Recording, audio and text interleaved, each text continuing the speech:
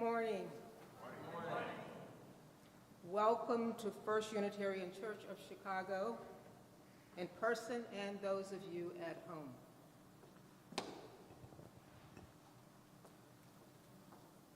First Unitarian Church has been a home for progressive religion in Chicago and beyond since 1836. The church sits on the western shore of Lake Michigan and the south of the Chicago River. We honor the indigenous peoples for whom these are unceded ancestral homelands, as well as the diverse, vibrant indigenous American communities who make their home here today. We are a Unitarian Universalist congregation, a community of children, youth, and adults. A people of many beliefs and traditions, bound not by a specific list of things we believe, but by the values we share and the mission to grow our souls and heal the world.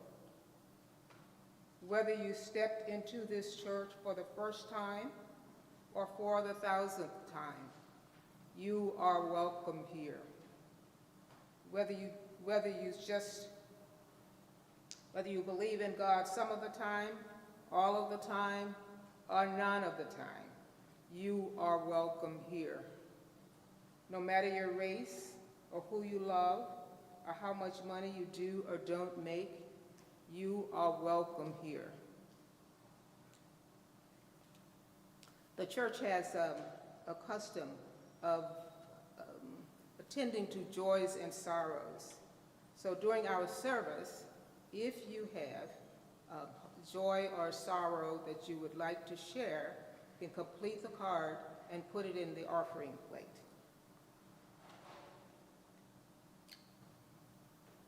Today, after service, there are several things happening.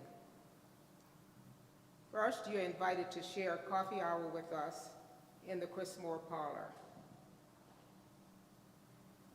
UU 101 at 11 o'clock in VOV Library, and Reverend Dave will be available to meet with any newcomers. We have a first author event. Bobby Campbell will read excerpts from Finley Campbell's posthumously published book, The Bloody Chasm, a descriptive analysis of the first Reconstruction period in the U.S. American literature between 1865 and 1885. This will be in Hull Chapel. Please join me now. May I offer two quick addenda to the announcements? Sure. I apologize, but my brain's already in December. After we come back from Thanksgiving, two things I'd like you to hold in mind. One is on the first Wednesday in December, as we do on the first Wednesday all year, we're having our community meal at 6 p.m.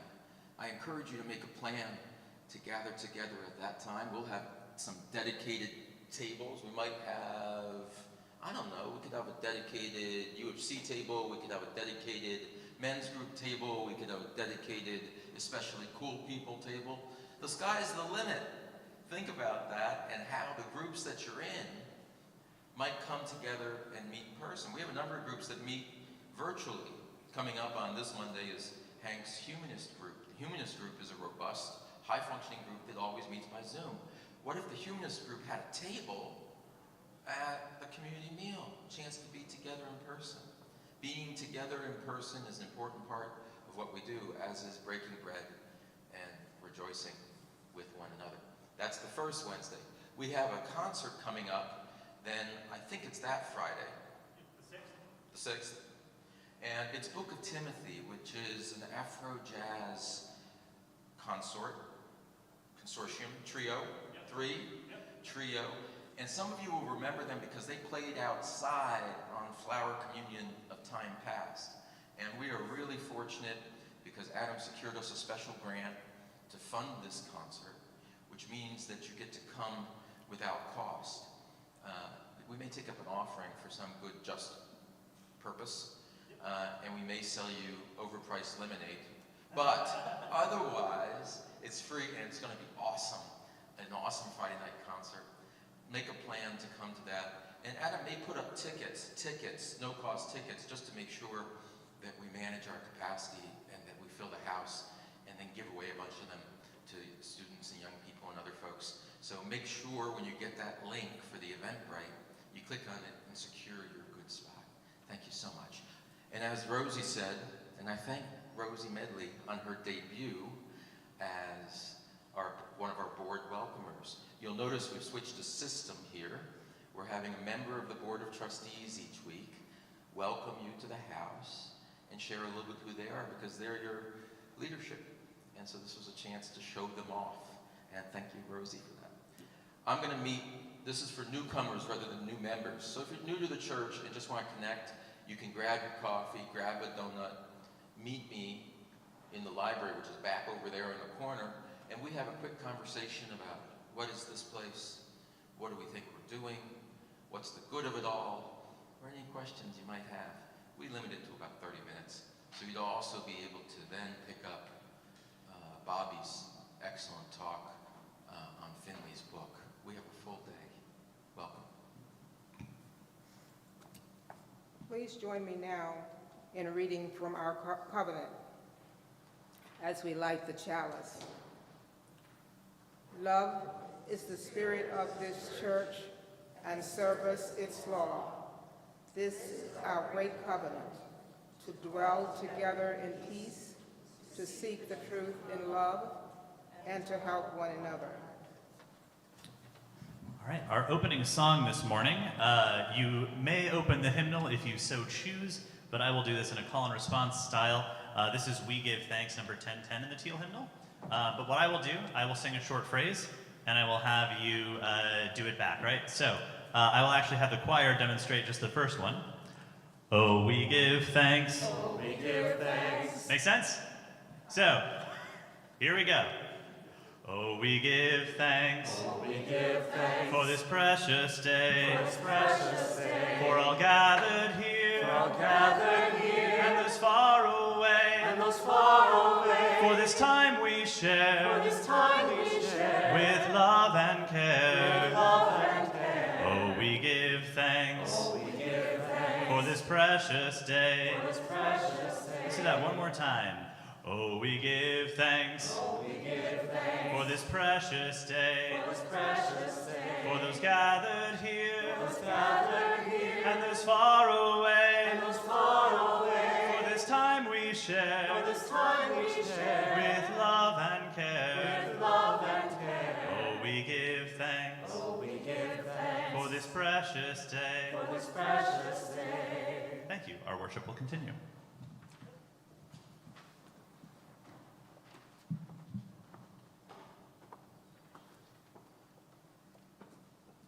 Today I call us to worship with the words of a colleague in religious education, Elizabeth Mount. Come into this place, bringing all you hold with you. Though your heart be heavily burdened, whether you be on the brink of tears or burn with unquenchable rage, this community can hold you and your strongest emotions. Yes, even the messy ones are welcome here. Come in if you sing just a little bit too loud, if you hold still as statues and just breathe it in, if you sway to the music moving your soul, you are welcome. Come in and say amen when the Spirit moves you. Tell that preacher to preach. Yes, that's right, tell it. Or close your eyes and quietly let your mind float free on the blessed words. Come into this place with every piece of yourself gathered up, and let us be the church incarnate. Let us bring forth the spirit of all that we love by the words of our mouths and the doing of our hands as we make sacred this time together.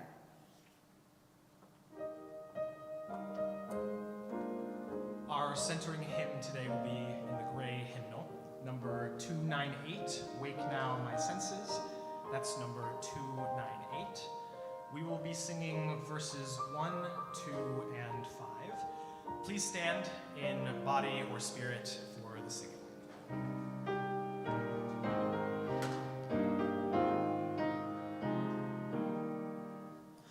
Wake now my senses and hear the earth call. Feel the deep power of being in all.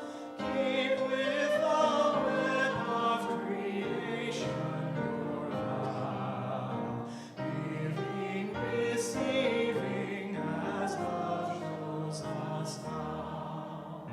Wake now my reason, reach out to the new. Join with each pilgrim who quests for the true. Honor the beauty and wisdom of time. Suffer thy limit and praise the sublime.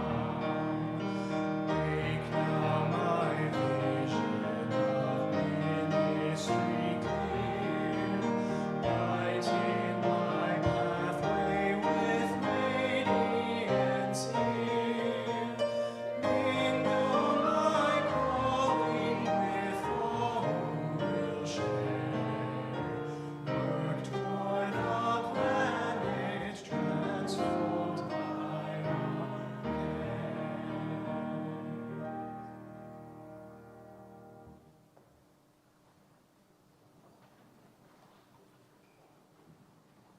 Our story today, and I think it's okay if we all remain seated in the pews. If anyone wants to move forward to the front line here, you know the front row is shockingly open today. Thank you, Kit. So our story today, we're going to revisit one of the old ones, right? This is the story of Jonah that many of us know embedded in our minds, but we don't often hear. This is the New Revised David version, so you don't want to read along in your own text. Thank you. More front rowers. That's cool. So this is the story of Jonah from the Hebrew Bible, one of those sort of minor prophets here. One day the Lord spoke to Jonah and he said, "Go to Nineveh, that great city, and speak out against it. I am aware of how wicked its people are." Jonah, what did Jonah do? Jonah set out in the opposite direction. Jonah went to escape. He went to a place called Joppa, where he found a ship that was heading for Spain. Spain sounded better than Nineveh to Jonah. So he paid his fare and he got on board. But the Lord saw this and sent a strong wind on the sea, and the storm was so violent that the ship was in danger of breaking up. The sailors were terrified and they cried out for help. And meanwhile, where was Jonah? Jonah was down below and he was lying in the ship's hold and he was asleep. Finally some good rest. The captain searched all over and found him there and said to him what captains would say, "Jonah, what are you doing? Here asleep. We're in the middle of a crisis. Get up and do something. Get up and pray to your God. Your God, which we know is different than our God. Maybe your God will help us." Well, the sailors said to each other while Jonah was praying, the sailors said, "Let's draw lots and find out who's to blame for getting us into this danger." We don't have time. There's a whole sermon there for that mindset that someone's to blame for the bad weather. But in any case, they drew lots and Jonah's name was drawn. So they said to him, "Okay, now you can stop praying. Tell us, what have you done? And what are you doing here with us? What have you brought down upon us, Jonah? We just met yesterday." Jonah went on to tell them that in fact he was running away from the law. The sailors were terrified and said to him, "That was an awful thing to do. That was a bad choice you made." The storm was getting worse and worse. And so the sailors asked, "What is it we should do to settle this storm? Does anyone have any idea?" Do you have any idea? What should we do? Kid, I can count on you for an idea. I know it. Bless you. Try and wait it out. Try and wait it out. That's the thing. You say, let's stick together, let's hold on tight, and we'll make it.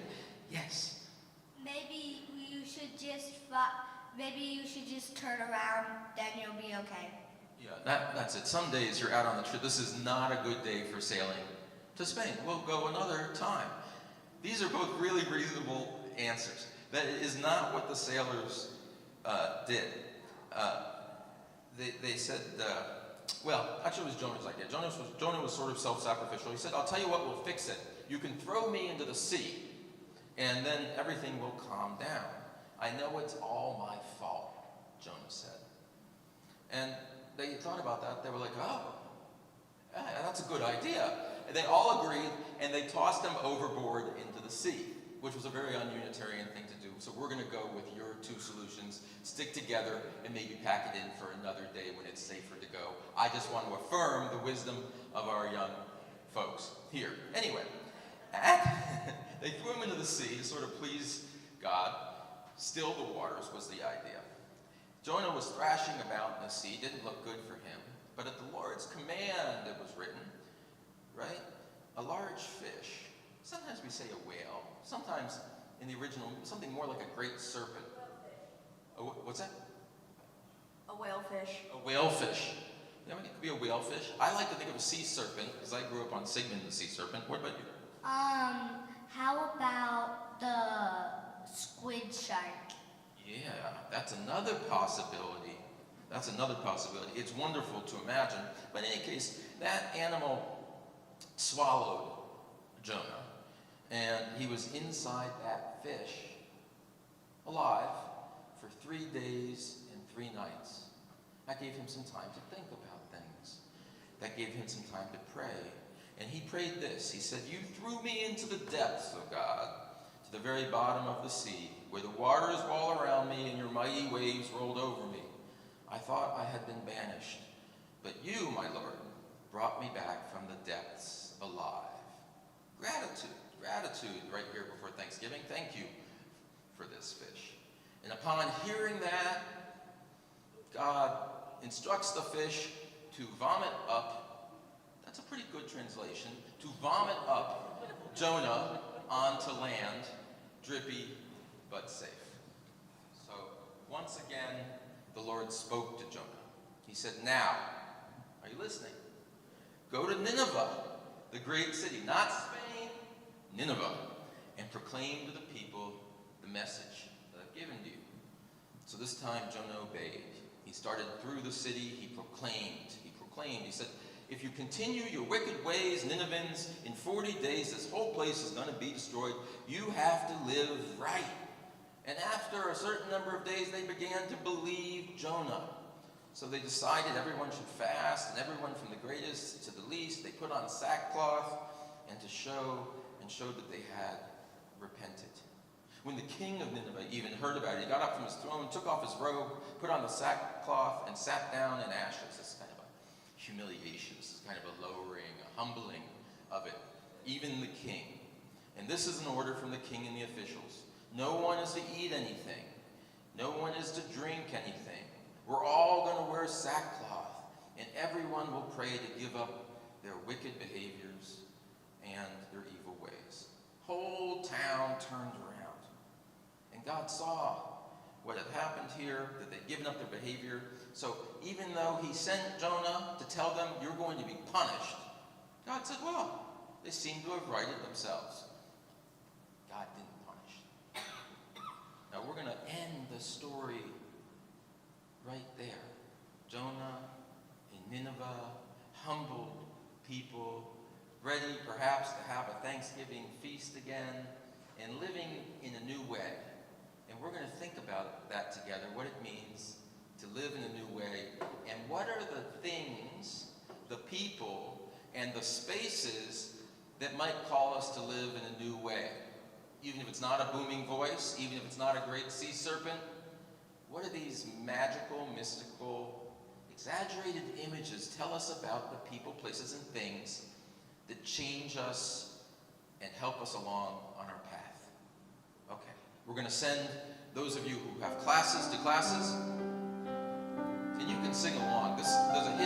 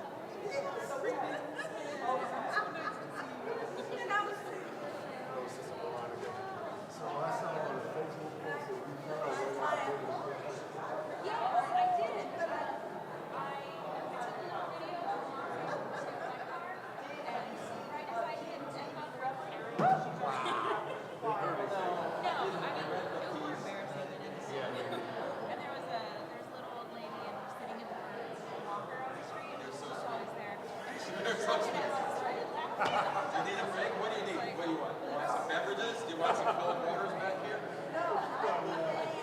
I'm ready to negotiate. Yeah, I'm all good. I'm all good. How are you? I'm good. Most of he's the target of the workers' ire. We will not sing more than 3 stanzas of any song without a break. Texas, I support you. right outside of Dallas, Salina. We went from Texas to right outside of New Orleans, actually. I forgot the town in Louisiana, but I wanted to get some chicken cracker. Ah, yeah. Yeah. We went to whatever town it was, got the chicken cracker, drove to Jackson, Mississippi, to his favorite fish house and his favorite hamburger place. Their hamburgers is kind of like White Castles. And then we drove back to Texas. All in one day. Wow. Oh my God. Well, we're here for the food. My cousin's kind of high strung. But yeah, he's all about the food.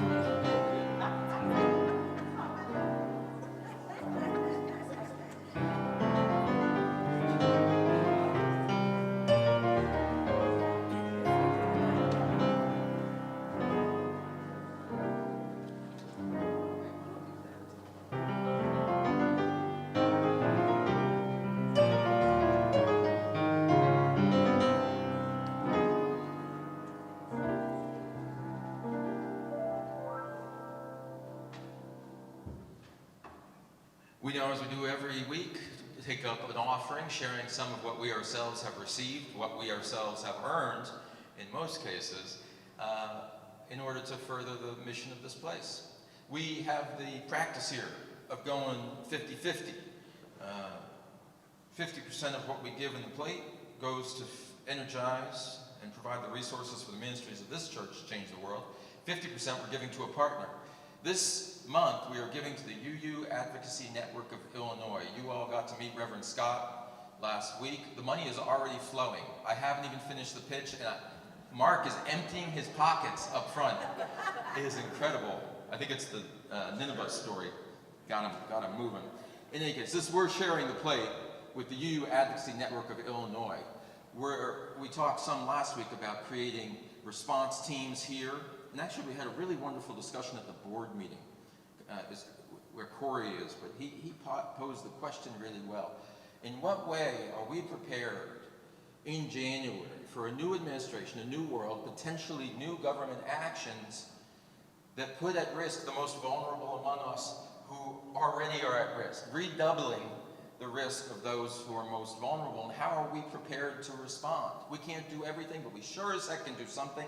UUA and I believe, is a good partner to help us use voice. They're going to activate our local democracy team when there needs to be on-site response to show up as in an activist sort of way. It could be an ICE action in order to move to deport newly arrived folks or longtime residents. It could be going to Springfield in order to raise our voices, in order to create a sanctuary not only in Chicago, not only on the south side of Chicago, not only in this house, but in all of Illinois. So we're going to share some resources with them, because that network is going to give us leverage on a problem I think we wouldn't have as strong a chance at impacting if we were doing it alone.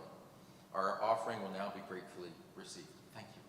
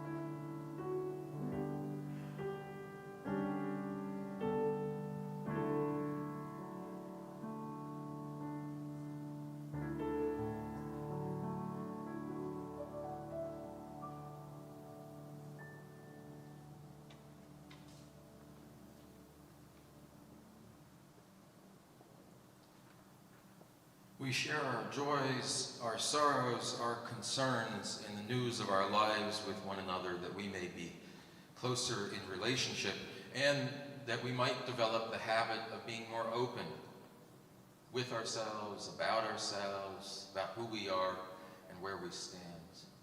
Joys and Sorrows Day, I was handed one card first for joy. I'm going shopping. Please send money.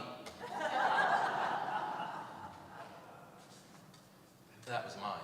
So, no, if it's not, and I was going to say this, I'll say a joy that we have a minister's discretionary fund.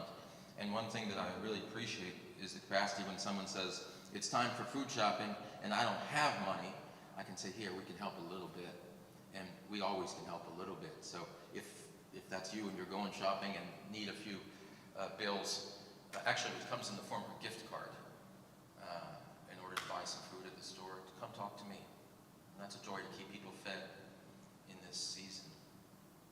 I have a joy I wish to share on behalf of the church, and that was for a wonderful Thanksgiving, pre-Thanksgiving meal here at the church, as is our custom. On the Saturday before Thanksgiving, we all gathered family style in this house. Many of you were there. My joy is that you found a way to wake up again today, come right back here, and do more of the same with the people you love. It was a beautiful occasion. I want to give thanks particularly to Cheryl Wegner, who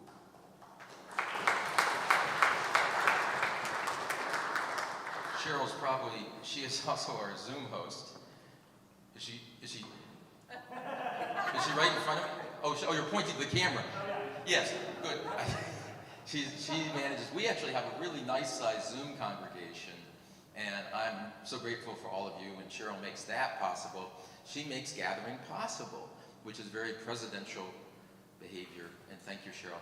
Thank you also for everyone who volunteered, people who volunteered on the food, people who volunteered on the tables, people who volunteered to sing music, people who volunteered to share words, people who volunteered to clean up. Holy moly, that was the hardest of the jobs, and you were here lifting tables and sweeping floors, and here we are again. Much gratitude for that.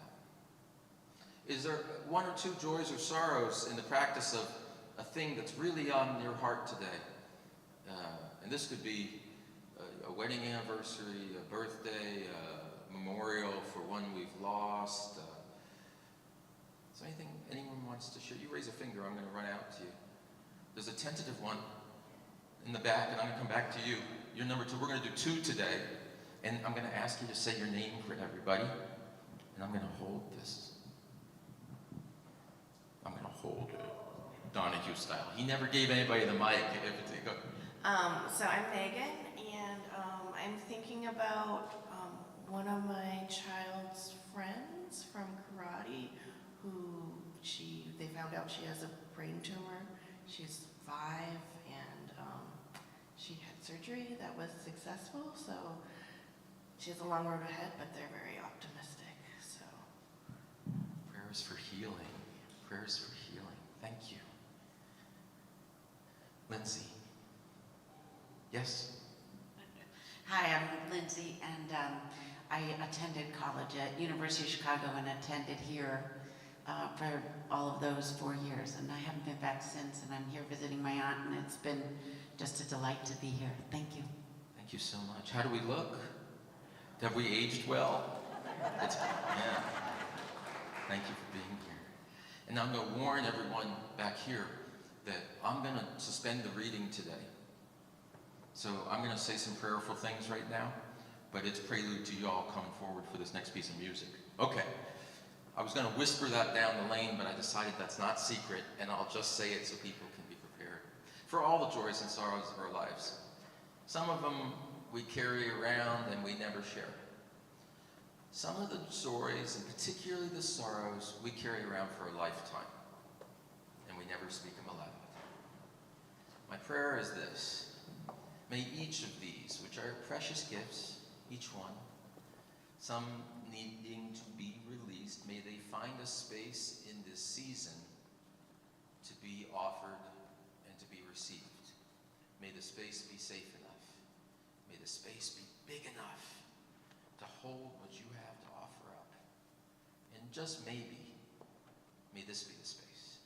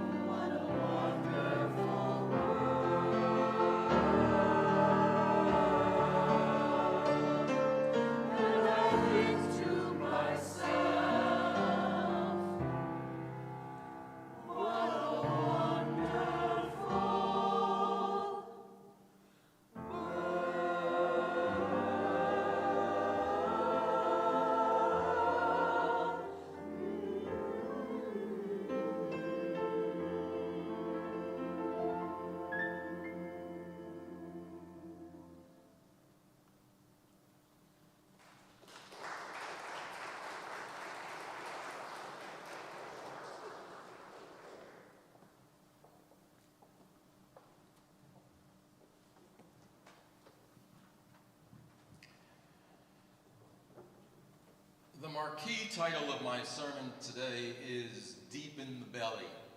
That was written across the front of the building. And it's about using different spaces available to us. Maybe some we notice, maybe we don't notice, some we need to create. But using those spaces for clarity and change.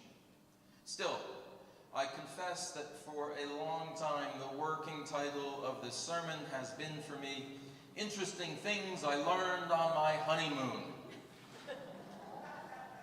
Now, the first reason I chose this previously semi-secret title was devious and personal.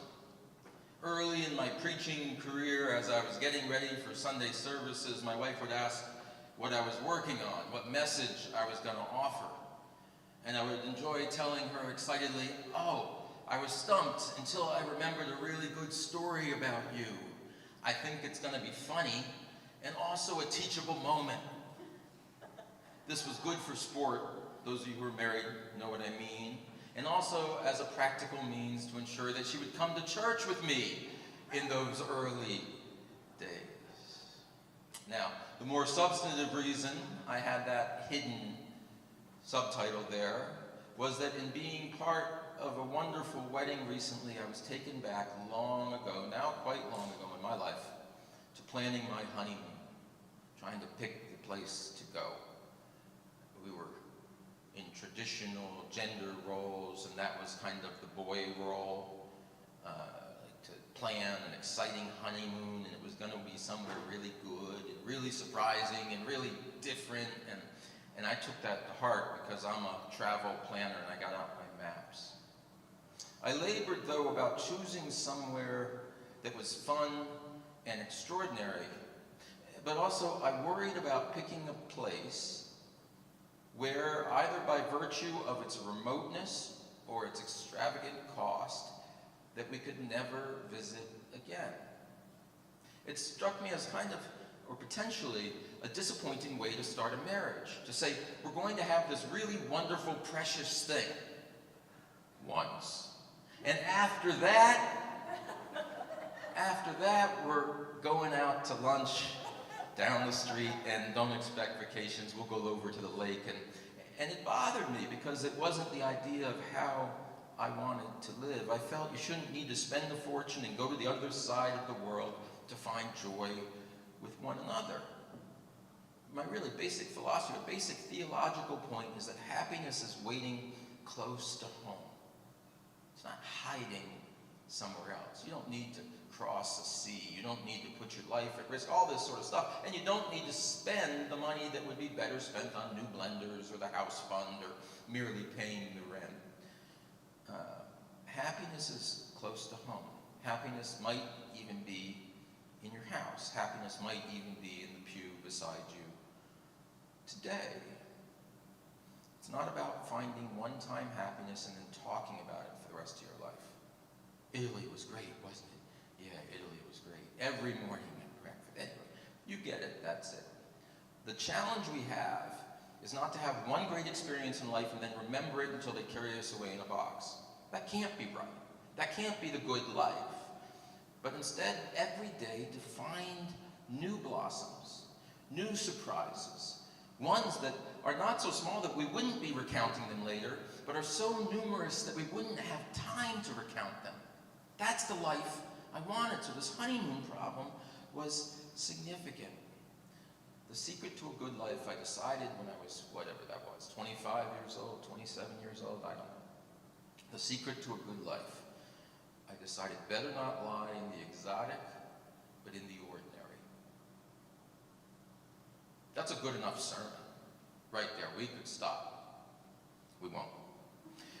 It was also my hope for my marriage, that it be a daily celebration. Here you're getting a little taste of the service I'll do, should you ask me to marry you, I hope you will.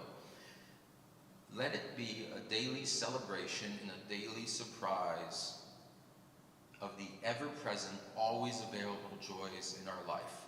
If we have the disposition, the energy, the attention, and the ability not to be distracted by all the noise, and we can pick out the joyful thing, it is available to us every day, every hour. It's a change in practice in us, not about the world. It's a little bit of a bloom where you're planted theology. And I still believe this. But I also realized, though, through age, and now it's going on 30 years since that honeymoon, it's a ways ago, that the honeymoon has a very different point than that. It's a misunderstanding infected by too many brochures. We used to go to travel agents. Do travel agents still exist? I don't know. But used to get brochures, and this is Tahiti, and this is Nevis, and this is Paris, and you would say this is extraordinary thing. At the point was to be extraordinary in that way, but that maybe isn't the point of the marriage. I also realized that the special part of the honeymoon is that it's not accessible to you every day, because the everyday must not be made accessible to it. If that little period in time is to do some magic. And so here's the second move in the sermon, which is, yes, there is always happiness available to you. Bloom where you are planted. There is a bloom right next to you you've not yet appreciated. Do that. And yet, the occasions where we can step apart and insulate, isolate, and remove ourselves from the usual has the power to create some magic as surely as the belly of that fish. That's the linkage. I'm interested, not necessarily everything that happened in the back end of that story in Nineveh. I'm interested in the 72 hours and the fish.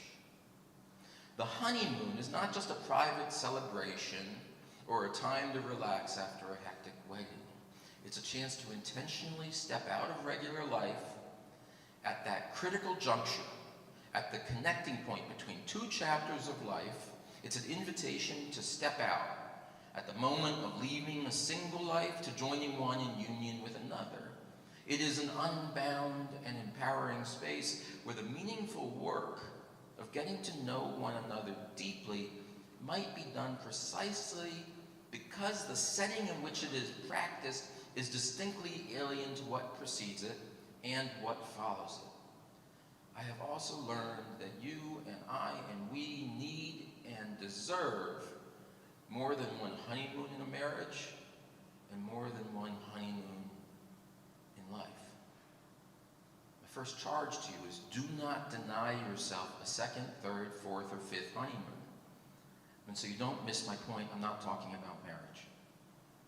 I'm talking about you, just you, deserve these moments of stepping away and having a honeymoon for yourself that you might be restored, repaired, transformed, and come back to an entirely different world, though that world has not changed.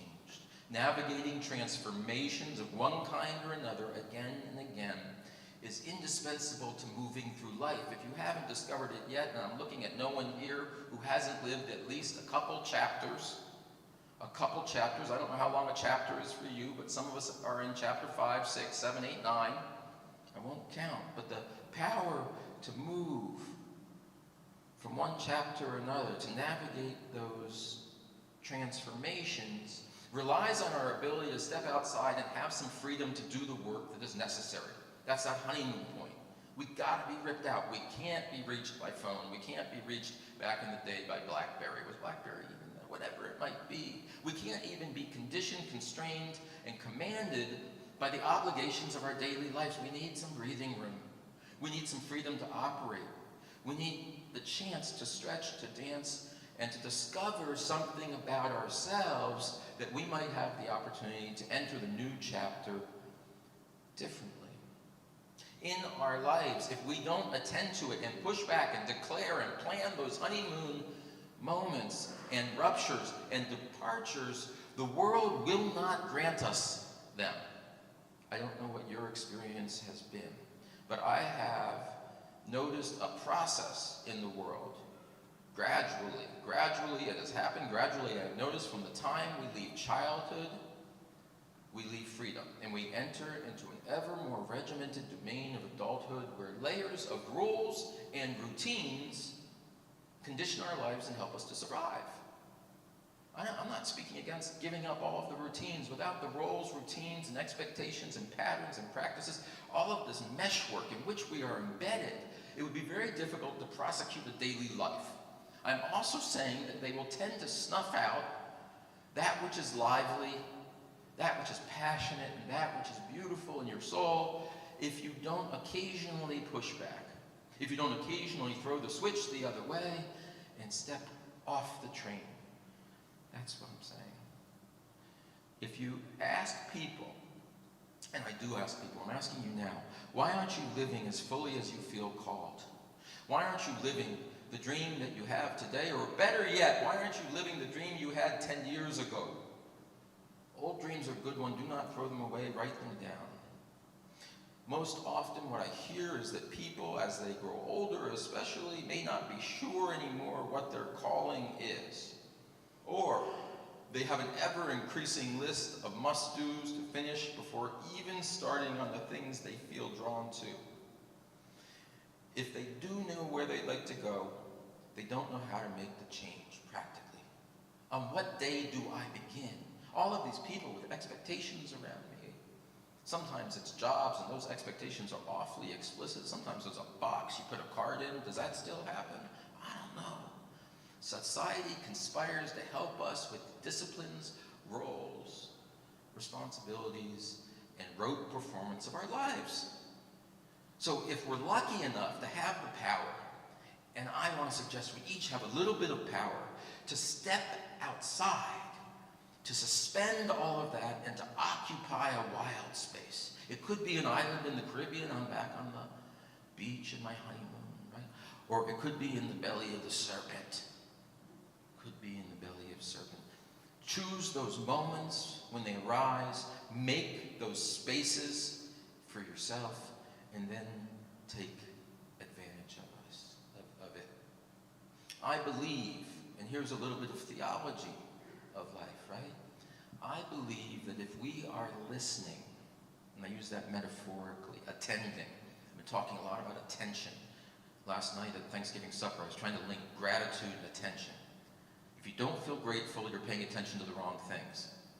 If you don't feel the rumbling of grace around you, a shower of love upon you, then you're not attuning, because I believe it's always there. If we are listening, we all have voices calling to us, commanding us, not a bad thing, and coaching us, the best thing.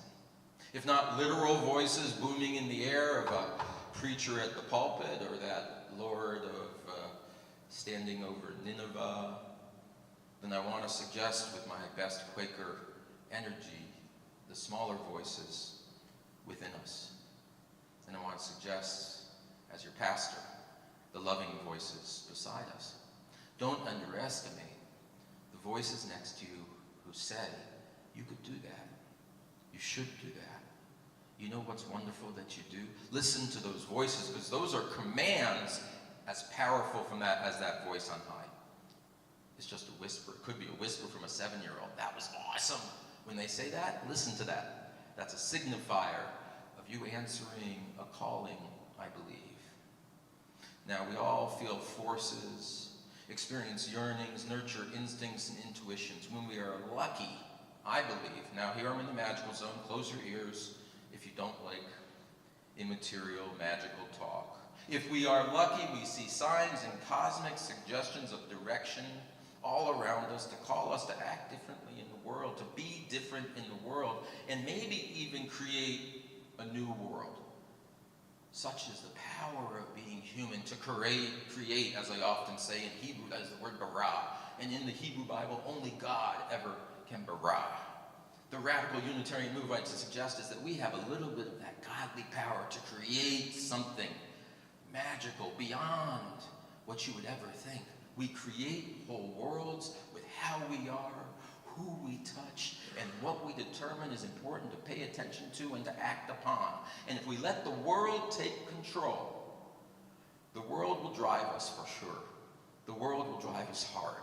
The world will make sure we go to bed tired. But the world will not open up that possibility of creative genius that is within each of us and manifold, multiplied wildly when we join together in this morning. We visited this morning with my friend Jonah, a man who had callings and uncertain crossings.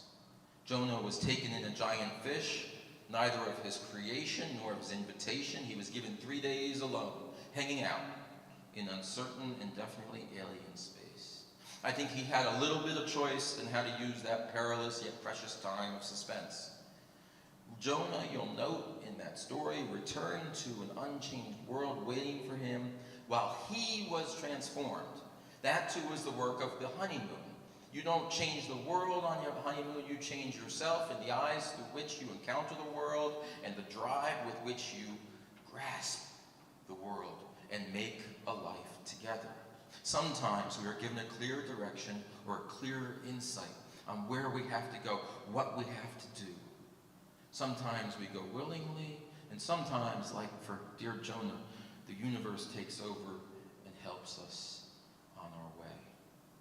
Now, to say a word about this Bible story, this is a really interesting one. First thing I say about Bible stories is I love an ancient story, but I want to remind us they are given to us as gifts, not that we may return to the past, but that they are materials with which we can craft narratives of our future. The recipes from our grandma. I hope you're taking out a card that's all stained, and it's your grandma's recipe for, I don't know what, on Thursday. But I hope you take that out, and I hope you don't feel afraid when you vary from the recipe, because it's your legacy, not your captivity. It's your legacy, not your captivity. That's what I want to say about sacred text. It's a recipe from your grandma. Look what they left us. This is how you make good cornbread. And then it's all right. I'm going to give you permission. If grandma's cornbread is not sweet enough, you go ahead and add honey. That's how we move the world forward. And so if the stories of Nineveh and Tarshish don't speak to the problems of Chicago and Washington, D.C., let us bring the stories forward and craft them and use them as recipes for the creating possibilities in our own lives. Now, in this story, the part that I like is that Jonah's most fundamental struggle was to resist running away. In this story, he had an insight about what he ought to do. Let's just call it that simple thing. We're going to move away from this divine command thing. Let's just say he had this rock-solid insight, and it might come to you one way or another. You might know it in your heart. It's the thing I'm meant to be doing. It's the thing I want to do. I got this much daylight left, and it's where I want to go. I know that, and yet I have to go to work in the morning, and so I'm not going to do it. It's about running away. Not unreasonable. It wasn't unreasonable for Jonah to run away. It was not cowardly. It was, by many accounts, good judgment. Our dear friend who said maybe this isn't the day to take a boat ride. Maybe that wasn't the day to take on and confront all of the people of Nineveh, which sounded like a little too much and perhaps antagonistic. It was not an unreasonable judgment. It was, however, in his life and in the fullness of this story and how we understand our calls, untenable for him to resist it any longer. So on this day, when we ought to feel gratitude, I want you to feel grateful for the senses of calling, the senses of purpose, the senses of gifts that you yourself have received. And I'm not going to call it running away. I'm going to suggest don't turn away. Don't look away from the possibilities ahead of you in your life. Don't look away from the enormous gifts that you bring to this world, and that they have a chance to have greater blossom in the season ahead. And I got people sitting here today who are 15. I got people sitting here today who are 90. I know because I'm trying to mark the birthdays, right? You have a chapter right now, right ahead, in which you can answer some of that call. Now, let me give one more gloss on this story that kind of shapes the great fish that's waiting to swallow you up. Because I think there is one waiting for you as you leave the doors of this church. I want you to expect sea serpents. Sea serpents. And I want you to walk right into their mouths. That's not been preached all that often, interestingly.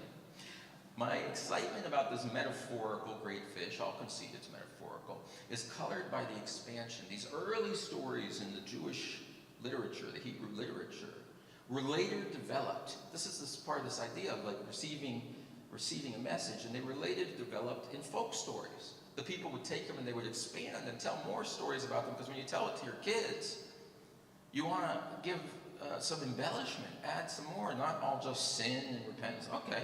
In this further telling, Louis Ginsburg did a wonderful documentation of subsequent legends of the Jews, it's called. And the way he takes it down, the fish we're talking about, this great serpent, which you might have an image of in your head, but his image changes. So large was this serpent that the prophet was as comfortable inside of him as in a spacious synagogue. Oh wait, that changes a lot. The interior of the great fish was not a place of terror and isolation. It was a generous and welcoming place provided by a God who knew that Jonah would need time and sacred space to see the truth of the world and his work in it. This fish indeed turned out in that new literature. Thousands of years later, the new fish is more like an underwater RV. I want you to think about it that way. The eyes of the fish served Jonah as windows. And there was a diamond which shone as brightly as the sun at midday, so that Jonah could see all things in the sea down to the very bottom. The fish held Jonah as he stood on the threshold between his old life and his new life, filled with greater promise and fulfillment. Sometimes we need to step outside or have the universe take us in the way that it does and give us a reason to remove ourselves from our usual routine and peer through the windows and see clearly what we need to do and to ready ourselves for it. I like to think that in seeing through this great diamond, we would see ourselves more clearly, that we would see ourselves in our true beauty, see ourselves in our true gift for a moment that would refresh instantly what we ought to be doing with our lives. To make use of this kind of space for the sea monsters waiting right outside to take you away like limousine black car service. They're out there, I'm telling you. To take advantage of it requires risk-taking. It means surrendering something of ourselves, or at least suspension of something of ourselves, suspension of identity, releasing what we absolutely know to be true, releasing what we absolutely know we must do dutifully, losing inhibitions that interfere with our freedom to express and receive. What we learn in these spaces, these open spaces, these interstitial spaces, these moments of departure, these liminal spaces, characterize them as you will. We have moments where we get to have a respite from our lives that is generative. Not just sleep in the bottom of the fish, use the time. Look through the glass. See what you see. In this month, when our worship theme is repair, I want you to be on the lookout for your chances to bravely step out of your small life and into your big life. Buddhists talk about small self, big self. I'm suggesting we each live a small life and we each live a big life, moving between them. And what if, as we get older, we not only get creakier, we also get the chance to inhabit that larger, magical, spacious vision of a life that is freer, gentler, more loving, more beautiful. When did you last step outside of your life? Lay down sensibilities that do not serve you in this new day, in this new chapter. Ask yourself. And I leave you with this charge in this season of gratitude, this season of hope that follows. I leave you with the charge to seek out and even create those spaces for yourselves and in conspiracy with others to be awakened, to take a leap, and to be open to the grand tour and all of the changes that may follow. Change yourself, change the world. It's the only possible way the world will ever change. May we look to find our own great serpents and use the gracious ride to find our truth, to see all the way to the bottom brightly, and to come out the other side, transformed and ready to live into the calls of our lives. May it be so, and amen.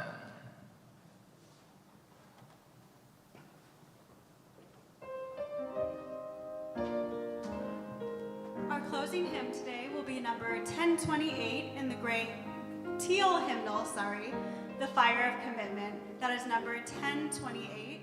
Please rise in body or spirit for the singing.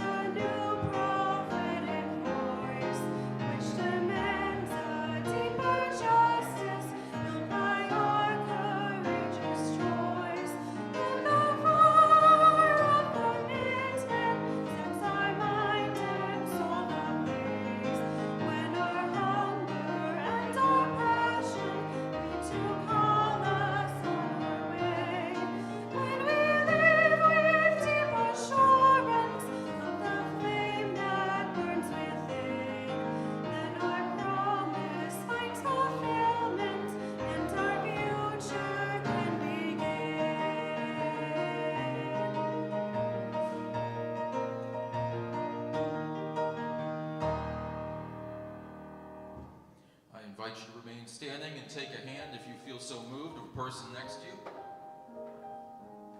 Touch an elbow. For a parting word together as we go from this place, may you be blessed. May you be blessed with minds that hunger to know, to learn, to discover. Blessed with hearts that know how to love generously, freely, uninhibitedly. Blessed with bodies that keep you moving, that keep you breathing, that keep you connected to the people around you. And blessed with an awareness that you are not in this alone, and that you are the key that we've been waiting for. Go in peace. Amen.